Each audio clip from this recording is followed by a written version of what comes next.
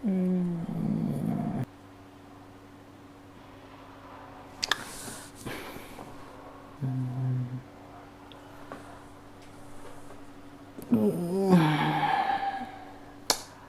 saw Rorschach today.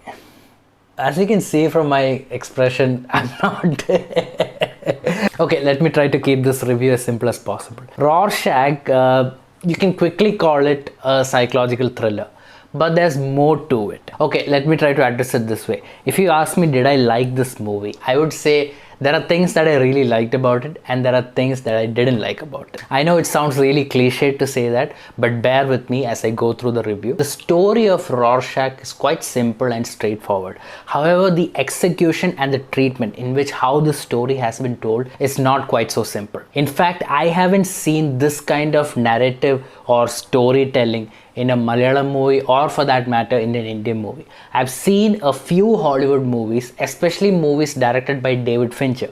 If you don't know who that director is, he made movies like Fight Club, Seven, Gone Girl, etc. In my opinion, David Fincher is quite the master when it comes to psychological thrillers, especially the way he tells a story. It's very cerebral, it's very nuanced, it's very subtle. There are several uses of symbolism. For example, how a certain color is used or how a certain image is used. It all lends to that storytelling process. Similarly, director Nissam Basheer has done a very impressive job in how he has decided to tell the story of Rorschach.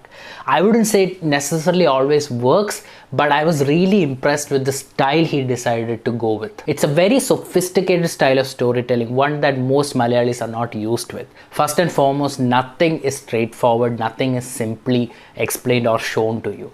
Everything is connected with various scenes and, like I said, symbolism, color, etc. So especially in the first half an hour of this movie, if you are a viewer who's not exposed to different kinds of cinema or different types of storytelling processes, this movie's narrative structure would completely take you by surprise. So coming to the story, like I said, I'm going to give you a synopsis of the movie that kind of is explored in the first 5 minutes. So the movie starts with Mammootty getting into an accident where, I think you saw this in the trailer, where his car crashes into a tree. So right in the first scene, he's walking into a police station, and there's injury on his face, he's bleeding a little, and he tells the police that his wife is missing and that his wife is pregnant. So the police and the people of that village participate in that search. However, 2 days into the search, 3 days into the search, the police, the people all who are participating in this search, they don't see any sign of the wife. So people start giving up. People start coming up with their own theories that probably she got attacked, and this man should move on. But Mammootty's character is not willing to move on. He keeps coming back to this forest, he keeps looking for her, he keeps staying in particular location, also trying to find his wife. The police are starting to feel nervous as well, because legally speaking, he's not doing anything wrong, but his presence over there, continuously looking for his wife, that is starting to disturb them, etc. The rest of the story is about how this situation evolves or escalates into different scenarios. This character of Mammootty, he's Luke Antony. You don't discover much about this character. You hear tidbits. He's a British citizen, he has a business in Dubai, so he's supposedly rich, but nothing else. So there's a lot of suspense and mystery surrounding this character. So people in the village also, they're curious about this guy because they keep seeing him, and he's essentially one of them now, but they don't know anything about him.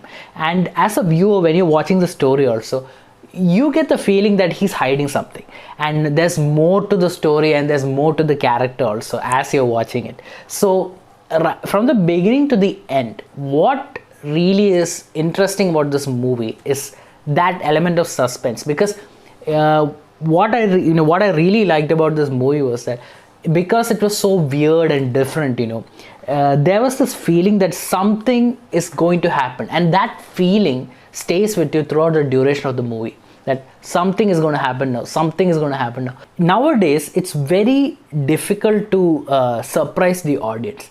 So, and also to keep them, especially this movie has a 2.5 hour runtime. So to keep an audience engaged and at the same time to surprise them, and Rorschach manages to surprise you and keep you engaged throughout most of its runtime. Now the fact is, whether you like the surprise or not, or how the movie has engaged you throughout its runtime, that is subjective. That's where you as the viewer can decide how well the new treatment or execution of this new ideas and concept has worked out. And we get to see how skilled Nissam Basheer, the director of this movie, is, because this is a director's movie. Like I said, it's all about how he has decided to tell the story. So when it comes to Mammootty's character also, he's if I were to say he's a psycho or something like that, that would be generalizing it. It's not about him being a psycho. It's like every time he's on screen, you're not sure what he's thinking. You're not sure what he's planning. And similarly with the character also, even the character is not sure if everything that's happening around him is real or it's happening in his own head. That is the only clue I'm giving.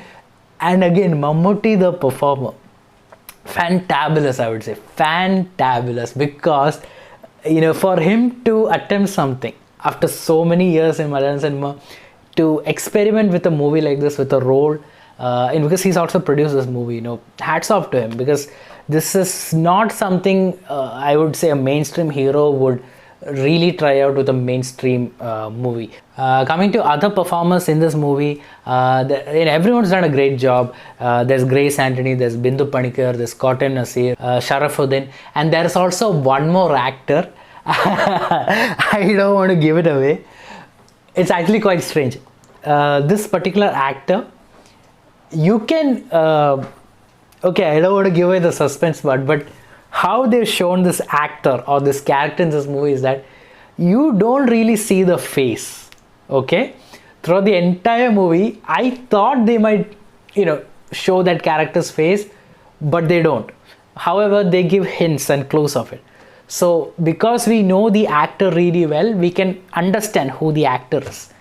But they don't show the actor's face, not completely, just here and there parts of it. That again, the actor does not have a speaking role or a role to really perform, but his presence is there throughout the entire movie. This character is, I would say, the main villain as well, but you don't see the face. Also, it was a pleasure to see Bindu and Kottayam. I feel like we haven't seen them in a big movie for a while now. They really had the opportunity to perform interesting characters in this movie, especially Bindu. She really stayed with me even after the movie was over.